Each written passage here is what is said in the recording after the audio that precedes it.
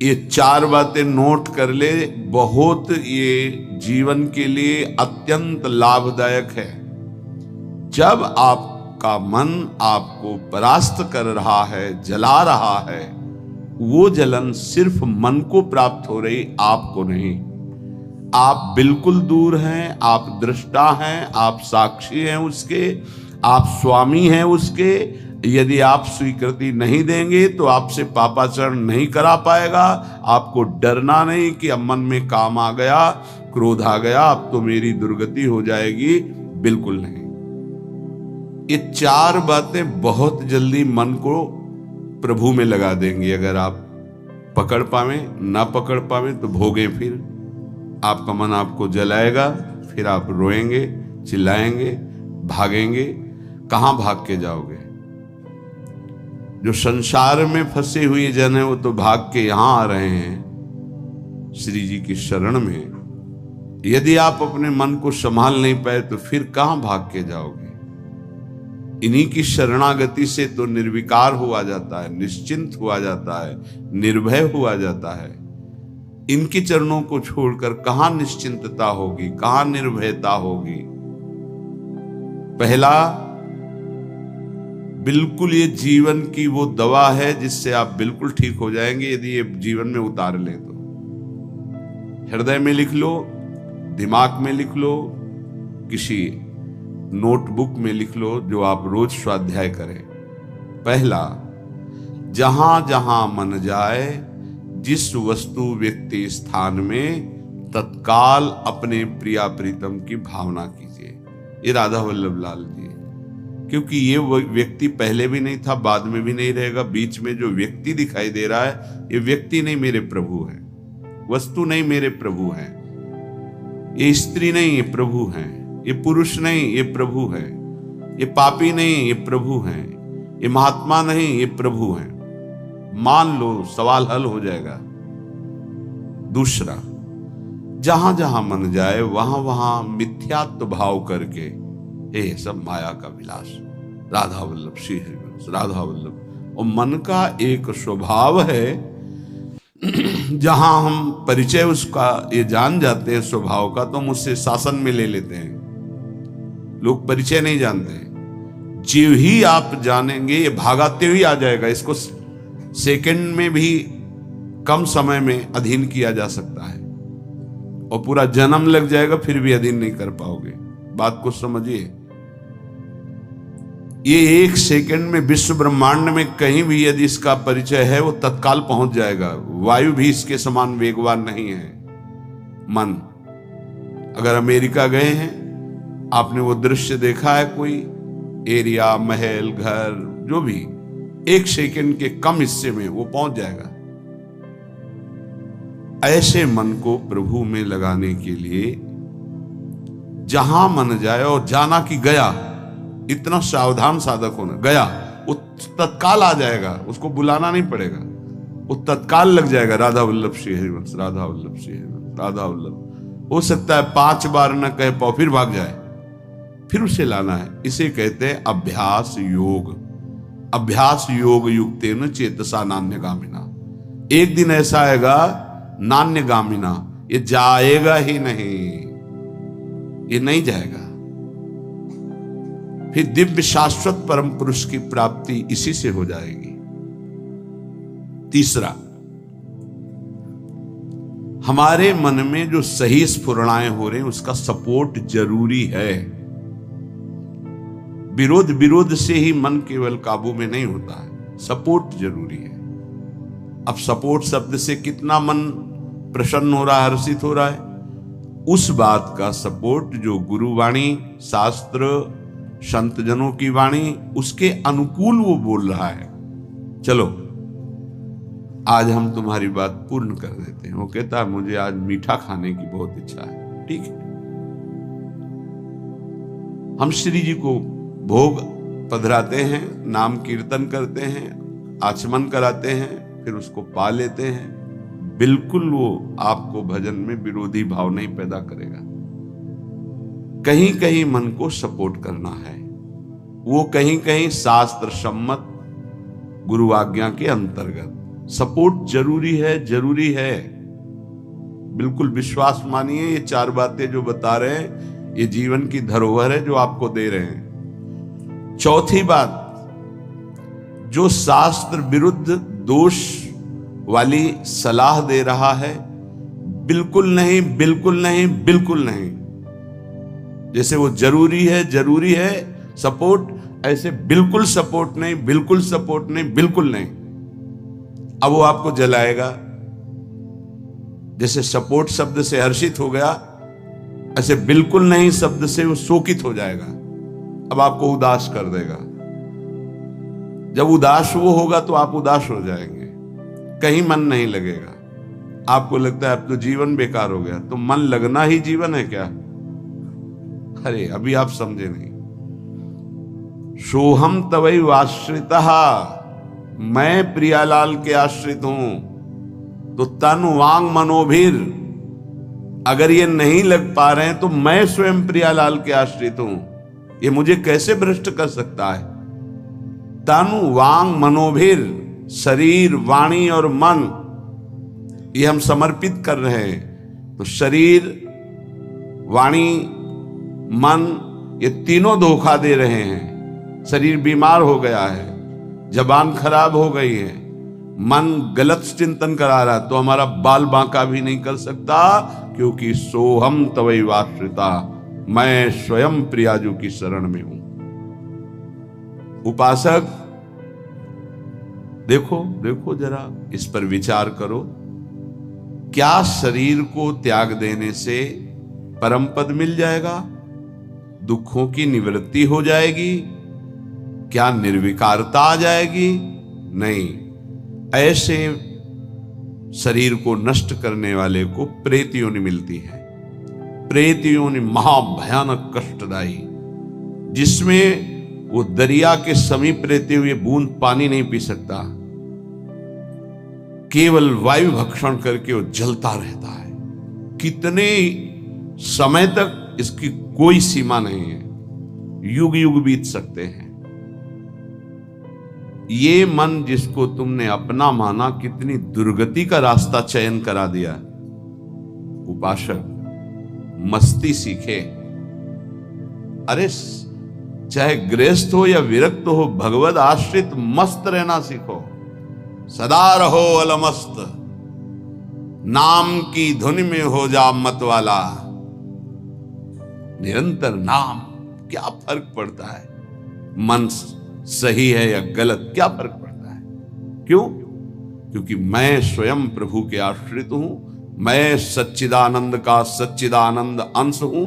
ना मैं कभी दूषित था, न दूषित हूं, न दूषित रहूंगा, और ना सृष्टि में किसी की सामर्थ्य है कि मुझे दूषित कर सके। इंद्रियां दूषित हो सकती हैं, मन दूषित हो सकता है, क्रिया दूषित हो सकती है।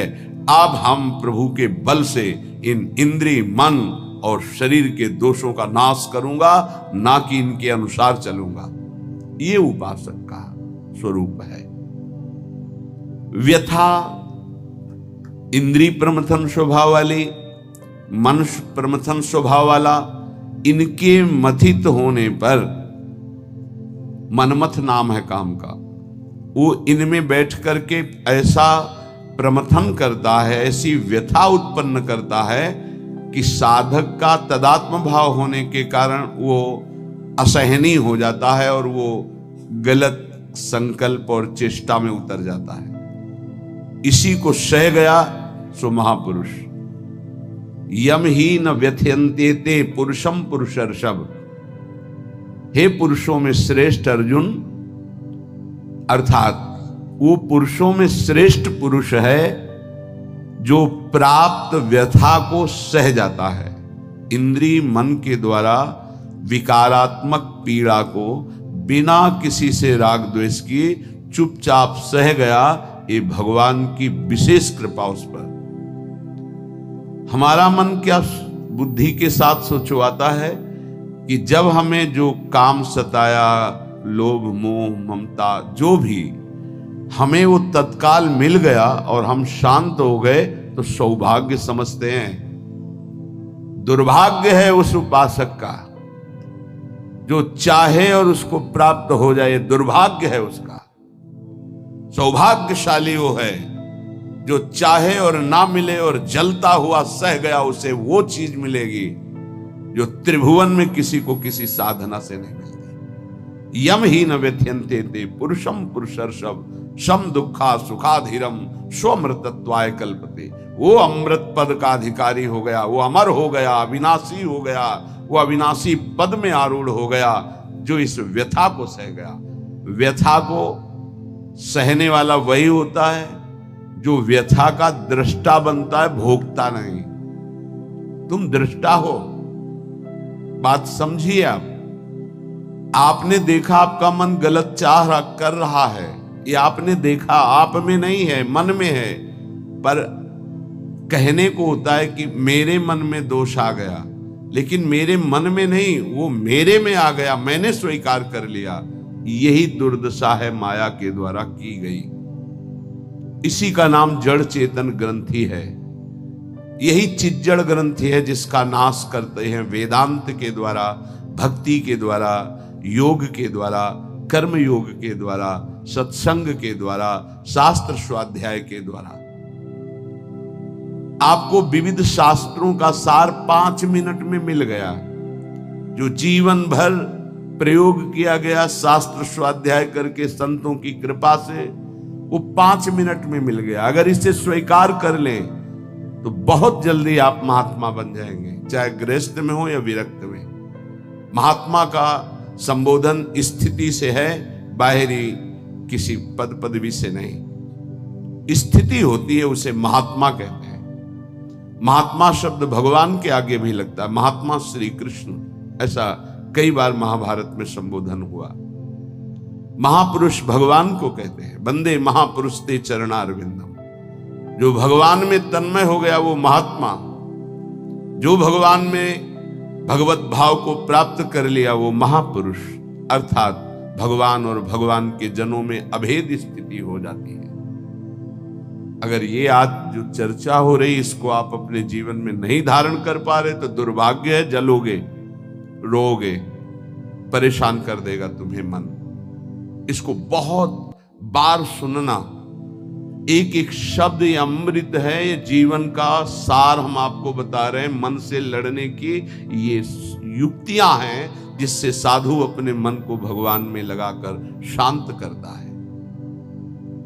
जब हमारा मन भगवन्मय होने लगता है तो उसमें भाव का प्रादुर्भाव हो जाता है। फिर ये जो अभाव है इसी से कामनाएं प्रकट होती हैं। शब्द को पकड़ना, मन में सुख का अभाव ही भोगों की कामना पैदा करता है। मन में भगवत भाव ही निर्विकारता की स्थिति प्रदान करता है। जब आप इन 4 सूत्रों का प्रयोग करके मन को भाव में ले आएंगे तो यही मन जो आपको रुलाता है यही नचा देगा।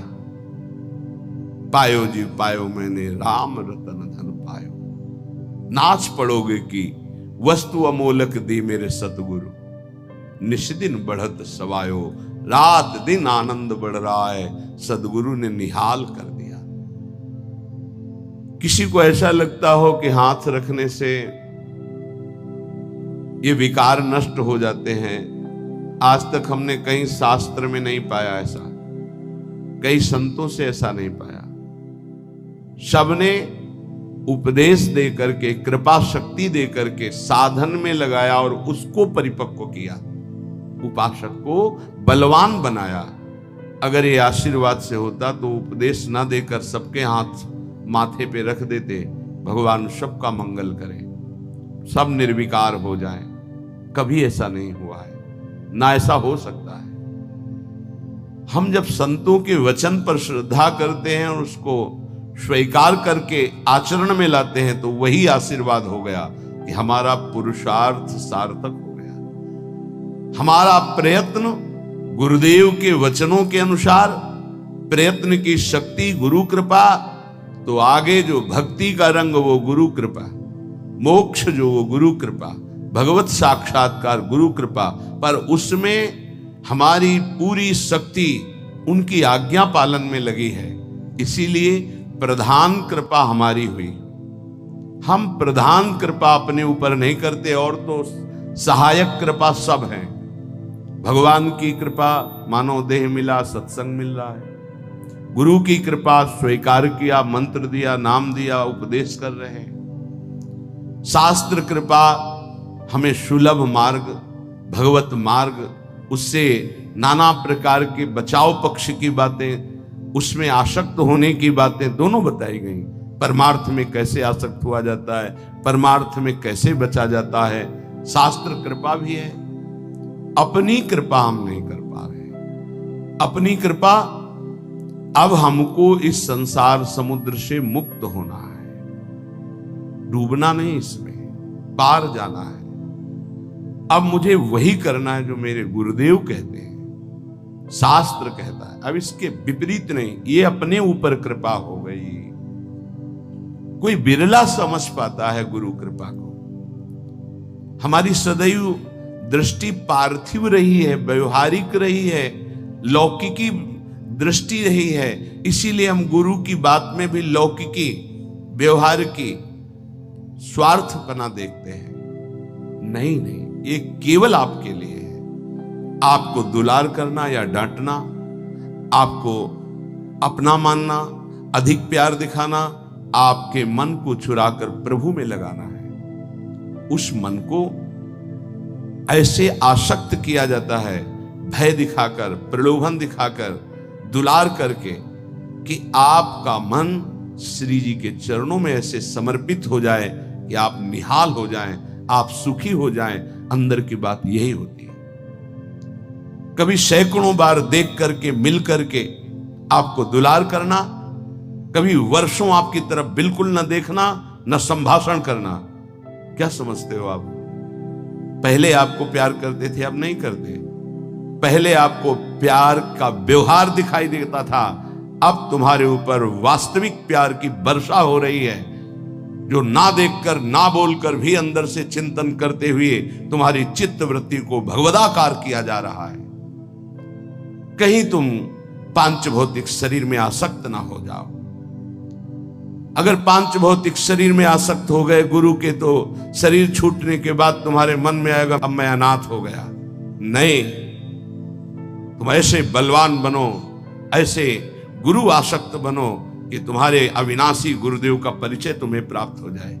मेरे गुरुदेव प्रियाजू की नित्य सहचरी हैं, वो कैसे मर सकते हैं? वो हमारे भाव में हैं, वो हमारे संग हैं, हमारे आसपास हैं, वो जागृत में हैं, वो स्वप्न में हैं, वो सुषुप्त में हैं। मैं कभी अपने गुरुदेव से एक पल भी अलग नहीं होता। ये स्वरूप है। अध्यात्म को समझिए। कुछ व्यवहारिक साधक ऐसे हैं जो व्यवहार में राग द्वेष करते हैं। गुरुदेव व्यवहारिकी नहीं है, गुरुदेव परमार्थ वस्तु है। व्यवहार की लीला तुम्हारे साथ इसलिए हो रही कि तुम परमार्थ को जानते नहीं हो। जैसे बालक घुटनों के बल चलता है तो पिता घुटनों के बल हो जाता है, और उसके साथ साथ उसको सुख पहुंचाने के लिए वैसे ही चलते हुए बोलता है। इसका मतलब यह नहीं कि पिता बालक हो गया, वो केवल बालक के लिए वो ऐसा बना है। वो केवल उसको सुख देने के लिए, मेरा पुत्र है, इस संबंध के लिए। ऐसे ही आपसे विनोद करना, आपको दुलार करना, आपकी चित्त का आकर्षण करना प्रियाजू को भेंट देने के लिए है। तुम्हारा तन, तुम्हारा मन, तुम्हारा जीवन मेरी लाडली का बन जाए इसलिए है, मेरा बन जाए इसलिए नहीं। मेरा भी तन मेरे को प्रिय नहीं, तुम्हारा तन कैसे प्रिय हो सकता है? मेरा मन प्रिय नहीं, तुम्हारा मन कैसे दुलार करने की योग्य हो सकता है? इस रहस्य को समझोगे तो परमार्थ के दिव्य पथिक बन जाओगे। मन, तन, प्राण और मैं स्वयं प्रियालाल का हूं। अब हमको इसकी कोई परवाह नहीं कि मेरा मन क्या कहता है, मेरा तन क्या करता है, मेरे प्राण रहे कि ना रहे। मेरी गति बने कि ना बने, अब इस पर। ऐसे उपासक के हृदय में ज्यादा समय नहीं लगता और भाव का प्रकाश कर देते हैं आचार्य, इष्टदेव, गुरुदेव। तब वो हृदय के नेत्र जब खुलते तो इन नेत्रों में प्रकाश होता।